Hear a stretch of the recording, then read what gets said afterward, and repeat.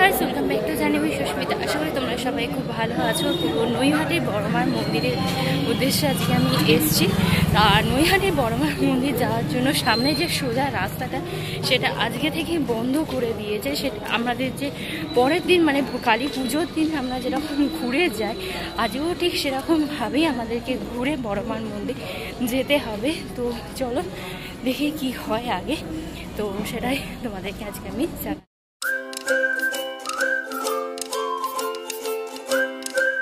ওপাশের রাস্তাটা তোমরা দেখছো, ওপাশের রাস্তাটা পুরোটাই বন্ধ করে দিয়েছে, আমাদের তো ঢুকতে দিল না। এইখান দিয়ে এখন ওয়ান ওয়ে করে দিয়েছে।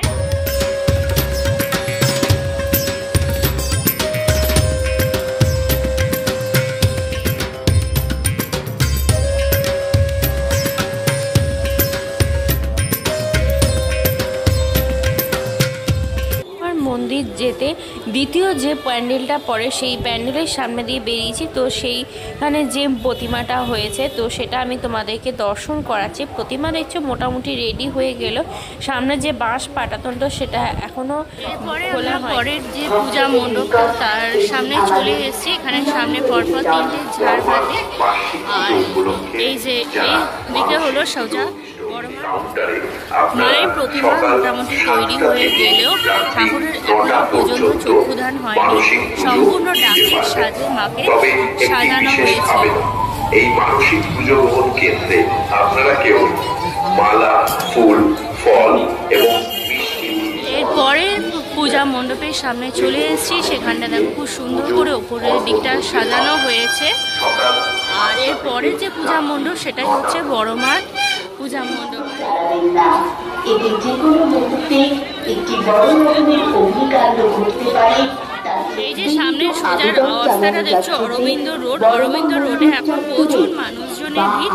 আর বড়মাকে এখন সাজানো হচ্ছে যেটা সেটা দেখো এই সামনের বড় জায়েন্ট স্ক্রিনে দেখা যাচ্ছে যে বড়মাকে এখন সুন্দরভাবে সাজানো হচ্ছে। গয়নাগাটি পরানো কিন্তু শুরু হয়ে গেছে। তো চলো আমরাও যাই। অরবিন্দ রোডে আমি রয়েছি, আর এই মুহূর্তে অরবিন্দ রোডে কিন্তু ভীষণ এবার হচ্ছে 5 স্টার ক্লাবের ছোট মাঠ আমরা দর্শন করছি।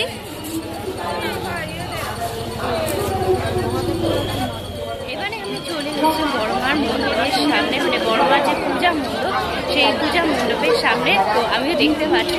চলো, নৈহাটির বড় কালী পূজা কমিটি, আর সামনেই মাতৃ প্রতিমা। বড়মাকে দেখো সাজানো শুরু হয়ে গেছে। বড়মার মুকুট পরানো হয়েছে, হাতের যে গয়নাগুলো সেগুলো একে একে পরানোর কাজ চলছে। ঠাকুর কিন্তু সম্পূর্ণরূপে প্রস্তুত হয়ে গেছে। এই যে দেখো ঠাকুরের পায়ের দিকে এখন গয়না পরানোর কাজ চলছে।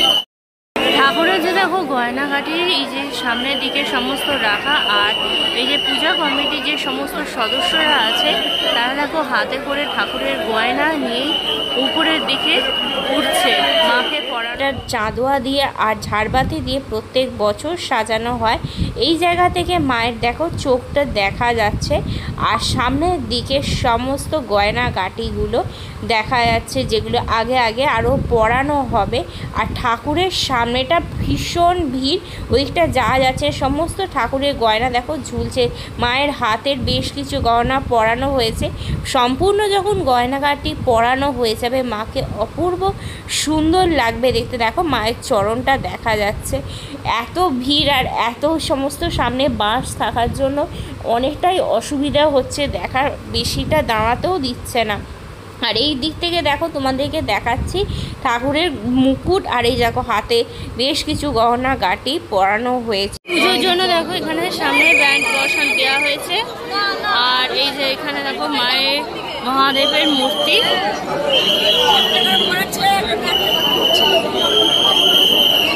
কিছু কিছু গয়না পরানো হয়েছে আর পরানো চলছে। পুজো উপলক্ষে প্রত্যেক বছরই বড়মার মন্দির বন্ধ করে দেওয়া হয়। আর ওই যে পাশে একটা জায়েন্টসকে এই যে এখানে দেখো বড়মার মন্দির এখানে বন্ধ করে দেওয়া হয়েছে। এখন কোনো রকমভাবে দর্শন করা যাবে না। আর যারা পুজো দিতে চায় তারা এখান থেকে পুজো দিতেই পারে। এই যে সামনে দেখছো পুজো দেওয়ার এখানে অনেক কাউন্টার হয়েছে। পুজোর সময় হচ্ছে 20 তারিখে, দণ্ডি কাটার সময় হচ্ছে ভোরবেলা থেকে সোমবার সন্ধেবেলা 6টা পর্যন্ত অমাবস্যার শুরু হচ্ছে সোমবার দিনকে দুপুর 2:57, আর পুজো শুরু হবে দুপুর 12টা। পুষ্পাঞ্জলি হবে রাত্রিবেলা 2:30। পুজোর সমস্ত তথ্য এখানে দেওয়া রয়েছে, তো তোমরা যারা পুজো দেবে আসবে তোমরা তারা এখানে সম্পূর্ণরূপে ডিটেলসে দেখে নিও।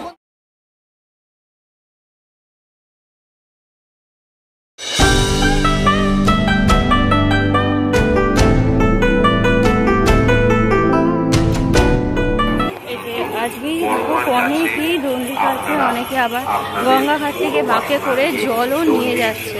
আজকে থেকে এখানে কিন্তু পুরোপুরি যে দণ্ডি কাটার ব্যাপারটা দেখো এখান থেকে শুরু হয়েছে। অনেকে তাদের মানত পূরণের জন্য বা পূরণ হওয়ার পরে অনেকেই এখানে দণ্ডি কাটে, আর তার জন্যই দেখো গঙ্গাঘাট থেকে পুরো এই ম্যাটটা বিছানো হয়েছে তাদের সুবিধার্থে রাখা। এরপরে আমরা একতার সঙ্গে সামনে চলে এসেছি।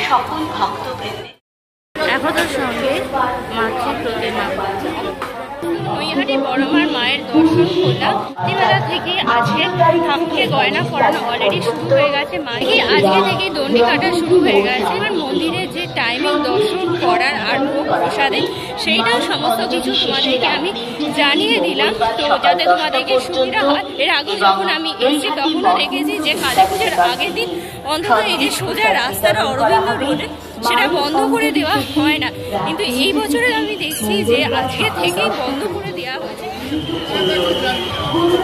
বড়মার মন্দিরের বাইরে দেখো অনেকে পুজো দিচ্ছে। পুজো দেওয়ার এখানে বেশ লোকজনের ভিড়ও আমরা দেখছি।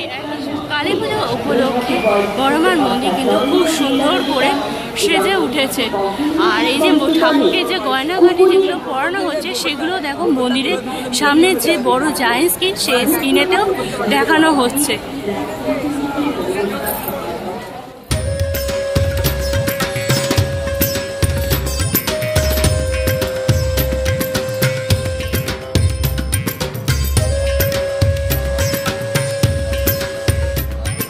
জানিয়ে দিই বড়মার মন্দির 18 তারিখ থেকে 25 তারিখ পর্যন্ত কিন্তু বন্ধ থাকবে। এলে তোমরা কিন্তু মন্দিরের ভিতরে ঢুকতে পারবে না। যেমন আমরা বাইরে থেকে মাকে দর্শন করতাম, সেই মূর্তি তোমরা দর্শন করতে পারবে। 25 তারিখের পর থেকে মায়ের মন্দির কিন্তু জন্মদিনের উদ্দেশ্যে খুলে যাবে। মানুষজন কিন্তু আজকে রাত্রিরে আসছে বড়মার দর্শন করার জন্য, আর এখানে অরবিন্দ রোড কিন্তু লোকে ঢোকার জন্য এখন 10:30 বাজে রাতে, তাতেও প্রচুর মানুষজন আছে। বড়মার মন্দিরে এলে শুধুমাত্র যে বড়মার দর্শন করতে পারবে তা না, এই অরবিন্দ রোডে কিন্তু অনেকগুলো পুজো হয়, প্রায় 5-6টা পুজো হয়, বড় বড় কালী পুজোই হয়ে থাকে। তো সেই মায়ের মূর্তিও তোমরা দর্শন করতে পারবে, আর সেইগুলো দর্শন করতে করতেই তোমরা বড়মা দর্শন করে তোমাদের আজকের ভিডিওটা ভালো লাগবে। নৈহাটি বড়মা পুজোর জন্য কতটা রেডি হয়ে গেছে, রং হয়ে গেছে, ঠাকুরকে গয়নাঘাটি পরানো শুরু হয়ে গেছে।